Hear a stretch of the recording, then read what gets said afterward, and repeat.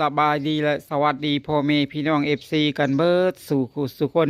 หรือว่าสิเป็นเอฟซีทั้งฝั่งไทยฝั่งลาวต่างประเทศกันยินดีต้อนรับเข้าสู่ซองยูทูบบาวบุญจันทร์ชาแนลอีกแล้วพ่อแม่พี่น้องโดยกลับมาพบมาพ่อกันอีกคือเก่าคือเดิมเนาะเติมพลังทุกครั้งที่บาวบุญจันทร์มาถ่ายคลิปก่อนอื่นบาวบุญจันทร์ก็ขอกราบพ่อแม่พี่น้องฝากกดไลค์กดแชร์กดติดตามกดซับตะไคร้ให้บาวบุญจันทร์นำเนเด้อทุกคนขอให้บาวบุญจันทร์มีกำลังแห่งใจทำคลิปต่อไปอีกเนาะโดยเปิดคลิปออกมาเปิดภาพออกมาพ่อแม่พี่น้องก็มาเปิดห้านขายของพ่อแม่พี่น้องเนาะมื้อนี้ก็เป็นวันพฤหัสพ่อแม่พี่น้องวันที่13เนาะวันที่13วันพฤหัสพ่อแม่พี่น้องตั้งแต่เปิดห้านมารอบเที่ยงมานี่พ่อแม่พี่น้องก็แขกคนก็ถือว่าใส่ได้พ่อแม่พี่น้องมื้อนี้เป็นว่าเป็นวันพฤหัสก็สิเป็น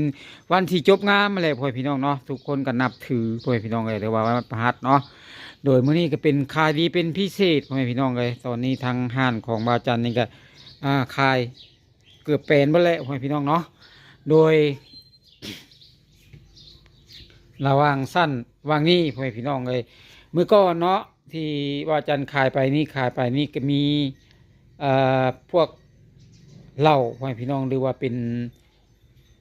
พวกเครื่องดื่มต่างๆพ่อแม่พี่น้องเนาะสู่ช่องนี้เนาะอันนี้เขาขายออกไปเบิดแล้วพ่อแม่พี่น้องเนาะเพราะว่าตอนนี้ก็ยังบ่ทันได้ไปซื้อพ่อแม่พี่น้องพอบาวจันทร์ก็กำลังถ่ายทำหรือว่าขายได้ลายพ่อแม่พี่น้องเนาะทีนี้ก็มีแต่ช่องว่างพ่อแม่พี่น้องช่วงนี้ก็สิเป็นช่องว่างเด้อพ่อแม่พี่น้องเนาะเป็นขักพี่น้อง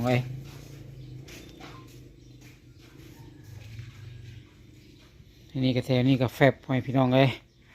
กระสั้นยังบ่เต็มที่พ่อแม่พี่น้องเนาะเพราะว่าเฮามีของขายบางพ่อแม่พี่น้องอันนี้ก็มีนี่ก็เกือบเบิดกระตาแล้วพ่อแม่พี่น้องเนาะทางห้านของเฮานี่เนาะมีนี่เป็นมีเวียดพ่อแม่พี่น้องหรือว่าจะเป็นมีมาแต่ประเทศเวียดนามพ่อแม่พี่น้องเพิ่นก็ส่งมาเนาะอันนี้ขายห่อละ 4,000 กีบพ่อแม่พี่น้อง2ห่อละ 7,000 กีบลดได้เนาะโดยนี่ที่เป็นของไทยพ่อแม่พี่น้องเป็นต้มยำน้ำข้นพ่อแม่พี่น้องยำเนาะมาม่าอันนี้เนาะรสต้มยำกุ้งน้ำข้นพ่อแม่พี่น้องก็ทางห้างของว่าจันเนี่ยก็มีหลายแนวให้พี่น้องหรือว่าหลายอย่างเนาะมื้อนี้เนาะ ก็มีลูกค้าสั่งทางเศร้าพ่อพี่น้องหรือว่ากาแฟนำพ่อพี่น้องเนาะก็สิได้เอาไปให้ทางลูกค้าพ่อพี่น้องเพราะว่าลูกค้าเพิ่นกินแล้วก็มีความรู้สึกที่ว่าสิแตกต่างกับที่ยังบ่ได้กินพ่อพี่น้องตอนนี้ก็ทางลูกค้าเพิ่นก็ได้สั่งเป็นชุดที่3แล้วพ่อพี่น้องเนาะเป็นชุดที่3ชุดนี้เนาะตั้งแต่ที่ว่าเฮาขายกันมาพ่อพี่น้องอันนี้ก็ทั้งเอื้อยเพิ่นนี่ก็เป็นโรคกระเพาะพ่อแม่พี่น้องเนาะเพราะว่าเพิ่นเอาอันนี้ไปรักษาพ่อแม่พี่น้องทางเศร้าเฮาซอยได้หรือพ่อแม่พี่น้องเนาะเพราะว่าเพิ่นเป็นโรคกระเพาะมาหลายปีแล้วพ่อแม่พี่น้อง แต่เพิ่นกินหยังก็บ่เศร้าว่าสั้นพ่อแม่พี่น้องก็เลยบ่าวจันก็ได้ไปแนะนำให้เพิ่นลองกินลองใส่เบิ่งพ่อแม่พี่น้องเพิ่นบอกว่าอาการของเพิ่นนี่ก็ดีขึ้นหลายพ่อแม่พี่น้องเพราะว่าทางเศร้านี่ก็สามารถที่จะไปฟื้นฟูในห่างกายของเฮาไล่ไว้พี่น้องหรือว่าจะไปฟื้นฟูของลำไส้ของเฮาเนาะอันนี้ก็จะเป็นพวกเคลือบลำไส้โบหรือว่าจังใดเนี่ยพี่น้องเพราะว่าทั้งเอื้อยเพิ่นกินก็ถึกเนาะเมื่อนี้ก็จะได้เอาไปให้เพิ่นพี่น้องเนาะก็มีอยู่ตอนนี้ยังอยู่กล่องหนึ่งพี่น้องไปเอาในกระเป๋ามาอีก3เนาะเพิ่นจะเอาไปเป็น4กล่องเลยพี่น้องเนาะเพราะว่าชุดนี้เพิ่นบอกว่าเพิ่นสิจัดเป็นสุดใหญ่พ่อแม่พี่น้องเพราะว่าทางเศร้าของบ่าวจันนี่ก็มันจะเป็นรุ่นแบบดีที่สุดพ่อแม่พี่น้องเนาะโดยอันนี้ก็เป็นกาแฟคือกันพ่อแม่พี่น้องเป็นกาแฟทางเศร้าเนาะบ่าวจันก็ได้วางขายน้ำห้านพ่อแม่พี่น้องถ้าพ่อแม่พี่น้องท่านใดลูกค้าท่านใดสนใจเนาะอยากจะเอาไปลองกินเบิ้งหรือว่าลองใส่เบิ้งมิตรภัณฑ์ตัวนี้พ่อแม่พี่น้องว่าสิดีสำใดดีคือบ่าวจันว่าวบอพ่อพี่น้องเนาะโดยอันนี้ก็เป็นกาแฟ พักพ่อแม่พี่น้องเลยอันนี้ก็ถือว่าลดไขมันในหรือว่าแก้วินแก้เวียนพ่อแม่พี่น้องเลยถือว่าสำหรับท่านที่ปวดแข้งปวดขาปวดเข่าปวดต้นปวดโต้พ่อแม่พี่น้องสามารถที่จะเอาไปรับประทานได้พ่อแม่พี่น้องเนาะทั้งห้านของบาจานี้ก็ว่างขายแล้วพ่อแม่พี่น้องถ้าพ่อแม่พี่น้องท่านใดสนใจเนาะบาจานี้ไปส่งบ่ทวงบ่ทันพ่อแม่พี่น้องก็เข้ามาเอาในห้านได้พ่อแม่พี่น้องทั้งว่าทางห้านของเฮาในมีขายอยู่ตลอดพ่อแม่พี่น้องเนาะโดย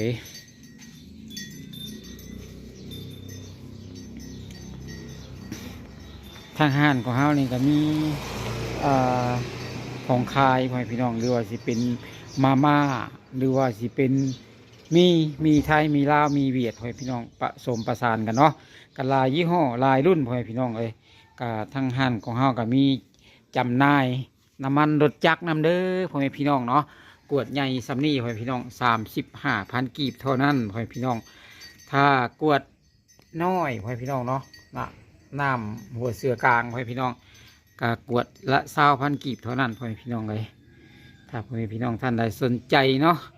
อยากจะมาอุดหนุนหรือว่าอยากจะมาช่วยซื้อหรือว่ามาให้กำลังใจว่าจันพ่อแม่พี่น้องก็มาได้เนาะบอกว่าแต่อยู่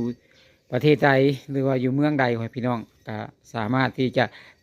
ทักทายหรือว่าคอมเมนต์มาได้พ่อแม่พี่น้องหรือว่าแชทเข้ามาหาทางบ่าวจันได้พ่อแม่พี่น้องเนาะโดยทั้งสำหรับเด็กๆพ่อแม่พี่น้องเด็กๆหรือว่าผู้ใหญ่ก็ได้พ่อแม่พี่น้องเขามีปีโป้ขายจำหน่ายนำเด้อพ่อแม่พี่น้องเนาะมื้อนี้เขาก็เลยเอามาวางขายแล้วเป็นที่เรียบห้อยพ่อแม่พี่น้องเลยมีปีโป้เนาะพ่อแม่พี่น้องเนาะปีโป้นี่ตรงกลางพ่อแม่พี่น้องเนาะก็สิอยู่ประมาณ12หรือ13,000กีบพ่อแม่พี่น้องต่อถุงหนึ่งเนาะทางห้านของเขาก็ตั้งอยู่ทางออกไปเซโนเลยพ่อแม่พี่น้องทางห้านของบาจานนอกกับแปะขอบทางเป็นถนนคอนกรีตพ่อแม่พี่น้องเลยเนาะแต่ห้านกับโบเด็กโบใหญ่พ่อแม่พี่น้องเนาะห้านโบเด็กโบใหญ่แต่ว่าใจใหญ่เนาะพ่อแม่พี่น้องเนาะคนที่ขายเนาะเสียงรถกับบุกบนชนเซลเนี่ยพ่อแม่พี่น้องเลยเพราะว่าเขาอยู่ขอบทางตามขอบทางพ่อแม่พี่น้องเลยเพราะว่ารถกะสีหลายเนาะพ่อแม่พี่น้องเนาะโดยจังใดก็พอบ่าวจันนี่ก็เลยถ่ายทำลงไปพ่อพี่น้องหรือว่าให้ทั้งพ่อแม่พี่น้องFCของเฮาเนาะได้ฮู้ได้เห็นพ่อพี่น้องเลยห้านของเฮานี่ก็มีของขายก็บางแล้วพ่อพี่น้องเนาะเพราะว่ามื้อนี้เฮาก็ขายได้หลายอย่างพ่อพี่น้องเลยเนาะขายได้หลายอย่างเนาะเครื่องก็เลยแปลนพ่อพี่น้องมีแต่ระหว่างช่วงนี้เนาะพ่อพี่น้องว่าใส่อย่างแน่พ่อพี่น้องไอ้ช่วงนี้ก็จะเป็นใส่น้ำอัดลมพ่อพี่น้องด้วยใส่เป็นเป๊ปซี่เนาะตัวนึงเนาะโดยเป็นเป๊ปซี่พ่อพี่น้องหรือว่าคู่กันกับน้ำเปล่านี่ก็เป็นเป๊ปซี่อันนี้ต่อมานี่ก็จะเป็นพวกสปอนเซอร์พ่อพี่น้องแล้วพวกสปอนเซอร์เนาะตอนนี้ทางบ่าวจันก็ยังบ่ทันได้ไปซื้อพ่อพี่น้องหรือว่าบ่ทวงบ่ทันแน่พ่อพี่น้องมีแต่FC หรือว่าพ่อแม่พี่น้องของเฮาเนาะมาอุดหนุนก็มาได้พ่อพี่น้องถ้าอยากมาอุดหนุนเนาะตอนนี้เฮากับพ่ออยู่พ่อพี่น้องเพราะว่ามีลูกค้าหลายท่านที่จะมาซอยอุดหนุนพ่อพี่น้องเลยจังไรก็ขอบบุญขอบคุณขอมกขอบใจเพิ่นหลายๆเนาะที่มาซอยซื้อหรือว่ามาอุดหนุนห้านน้อยๆของว่าจันพ่อพี่น้องเลยจังไรก็ขอให้เพิ่นอยู่ดีมีแห้งเนาะความเจ็บอย่าสู้ได้ความไข่อย่าสู้มีคิดเงินก็ขอให้ได้เป็นกองเนาะก็คิดทองก็ขอให้ได้เป็นกอบหน้าที่การงานของเพิ่นก็ขอให้ราบรื่นเนาะก็ขอให้อยู่ดีมีแห้งเด้อบ่สู่ขู่สู่คนเนาะก็สำหรับคลิปนี้บ่าวจันก็สิมอบไว้สำนี้ก่อนพ่อแม่พี่น้องมอบไว้สำนี้แล้วก็คอยจือกันในคลิปหน้าเนาะตอนนี้ก็บ่าวจันก็อธิบายหรือว่าเอามาโฆษณาให้ทั้งพ่อแม่พี่น้องหรือว่า FC ได้รับรู้รับฟังกันแล้วพ่อพี่น้องเลยของบ่าวจันมีในห้านพ่อพี่น้องก็มาซอยซื้อซอยจ่ายกันในเด้อพ่อพี่น้องเลยตอนนี้บ่าวจันกำลังรอคอยอยู่พ่อพี่น้องเลยรอคอยลูกค้าเข้ามาอยู่พ่อพี่น้องเนาะลูกค้าท่านใดสนใจเนาะพ่อพี่น้องหรือว่าอยู่ทางบ้านหรือว่าอยู่ใส่ก็แล้วแต่อยู่ทงหน้าก็แล้วแต่พ่อพี่น้องหรือว่าอยากได้เนาะก็ทักทายเข้ามา